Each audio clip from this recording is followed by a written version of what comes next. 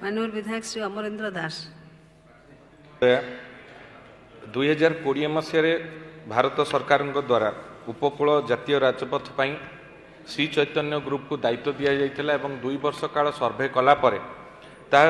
कोणार्क काकटपुर भाया नाउगाँ बालिकुदा एरसमा दे पारादीप को टच करिवार थिला किंतु परवर्ती पर्याय कहा स्वार्थ एवं केउमानक प्रभाव रे ताकू परिवर्तन करने को जाउछंती जहाँ शुणा मिलूँ एवं यह द्वारा से अंचल रे व्यापक भाव में जलबंदी रे लोक माने रहिबे। मोर गोटे ब्लॉक निश्चिन्न होबाकू जाउछि नाउगाँ ब्लॉक एवं बालीचर सृष्टि हम 1 किलोमीटर जगार जो 3 किलोमीटर ब्रिज हम बालीचर सृष्टि हम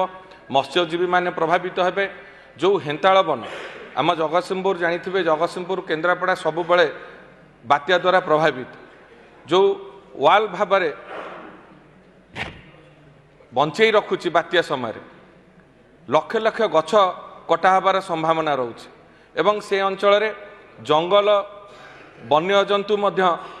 मात्राधिक भाव में क्षतिग्रस्त हेबे एवं ऑलिव रिडले कईंचर सुरक्षा सरकार जो भली भाव में नौचंती से अंचल मध्य प्रभावित हेबो। मोर आपण को अनुरोध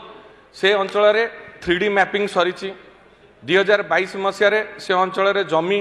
किणा बिका को बंद करागला चाष करने को बंद करागला ये सबू कार्य सरीबा सत्वे कहीं शेष पर्याय वर्तमान ताकू परिवर्तन करा जाउछि। मोर आपण पाखरे निवेदन रहिबो जो यथा पूर्व प्रस्ताव रही ताकू अग्राधिकार सरकार देबे एवं सेही भित्तिरे करागले सरकारंकर बजेट समय